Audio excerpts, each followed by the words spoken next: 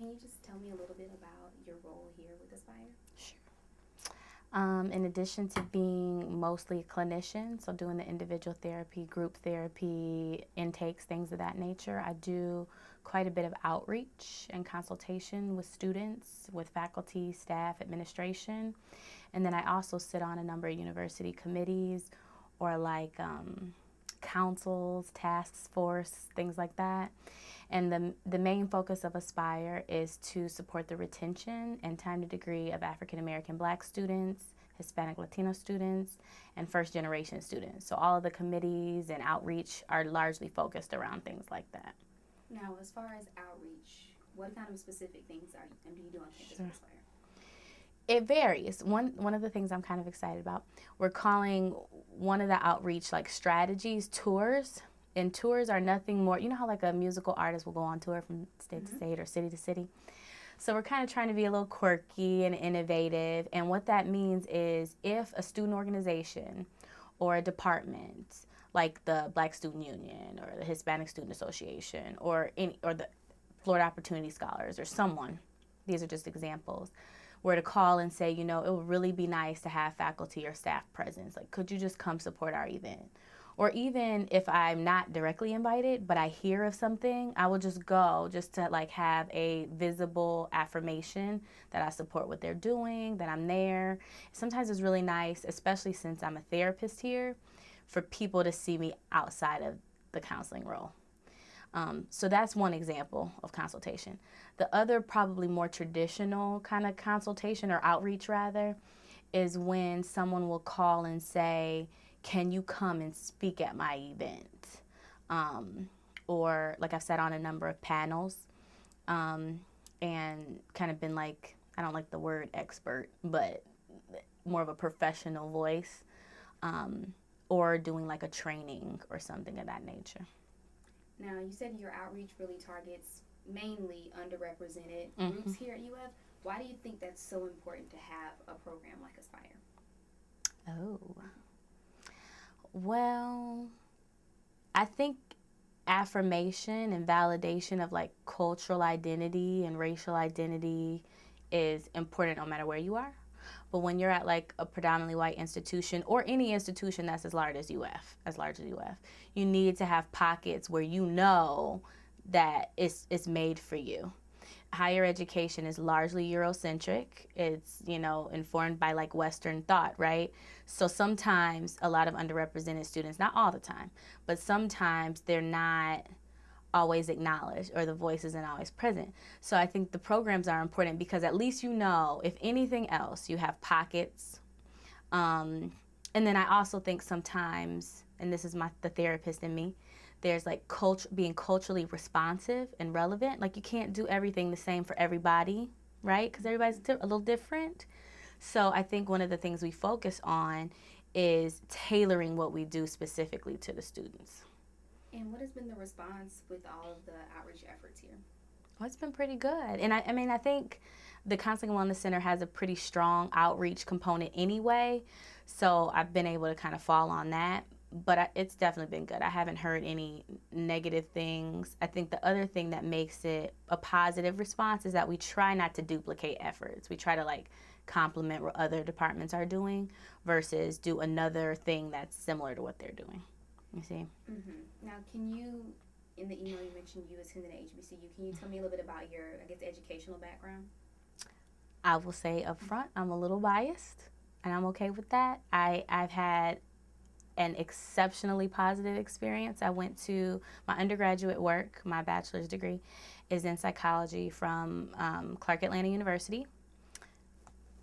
And then I did my master's work and my doctoral work at Western Michigan University, which is in the Midwest. It's a predominantly white school, probably half the size of UF.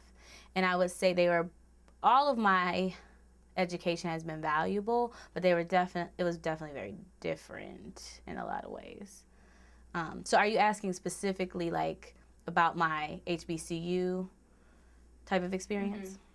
Well, specifically in the sense of, since you are an alumnus of an HBCU, a lot of people say that the students graduate are underprepared. Do you think your experience prepared you for life after and what you're doing now? Without a doubt. I think that the misconception is that you're underprepared. And I think sometimes, I mean, it depends on where you go. Like, there are HBCUs like Howard that have really strong, like, they have stronger research emphasis than, say, other schools like my school. And that's okay. Like, so a lot of the times it depends on which institution. So that's anywhere. And that's the case with predominantly white schools too. But I think the misconception is that like all HBCUs underprepare you. And then what happens is we sit in these classrooms, and I'm talking about black students. We sit in these classrooms and we think we're underprepared, but we're really not. Like, you get to hear what everybody else is saying, and if you really just listen and like soak it in, then it's like, oh wait, I know just as much as you know, if not more. So I don't think that's always the case, no. And also, my research, I found that at PWIs they have a lot of programs, kind of like you mentioned with Aspire, and so people are saying, well, because we do have these programs, HBCUs really aren't relevant because we can offer them the same thing at a PWI. Do you think HBCUs still are relevant in achieving their mission today? I don't even think that's a question. Absolutely. Like, without a doubt. It's not about the programming. It's about the culture, the climate.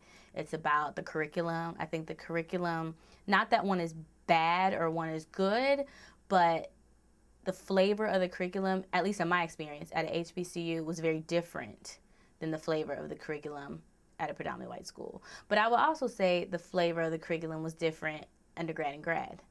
So, and then I have to say this too, I'm coming from a very white, middle class, K through 12 experience. So an HBCU was ideal for me when it came to issues of like identity and historical like groundedness and what it means to be black, or whatever that means. And then also seeing myself in education. So a lot of the curriculum was very much focused, or I don't want to say focused, but it embodied identity, Afrocentrism, African-centered stuff. So we learned things that I didn't even know existed. And honestly, that isn't even talked about at a lot of PWIs. So without a doubt, it's relevant.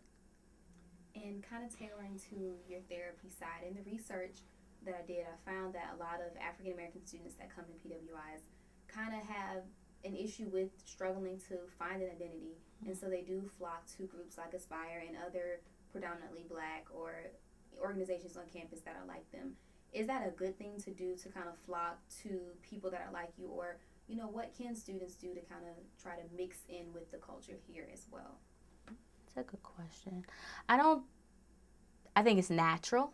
I don't think it's necessarily good or bad. I think it's really natural. I think what's good is that people are versatile and like well versed and know how to adapt. And I don't think you can do that very well if you're always in the same population, which is why I was very intentional about going to a PWI for graduate school versus another HBCU. Now, if I had gone to a PWI for undergrad, I probably would have done an HBCU for grad. So I think versatility is really important. So no, I don't think it's necessarily good to stay isolated, but I think it's natural to stay isolated, particularly at a PWI where you don't feel comfortable all the time. So I do think it's okay to find pockets where you do feel comfortable. I mean, that's just like a wellness thing. That's well-being, which is why we have groups like Invincible Black Women, where you can talk about identity specific to being a self-identified black woman. You can't always do that in the classroom because sometimes you're the only one, or one of like three, or something of that nature, and your experiences might not even be the same. So it's natural, I think it's common, and I think it serves a purpose, but just making sure to be well-versed is just as important.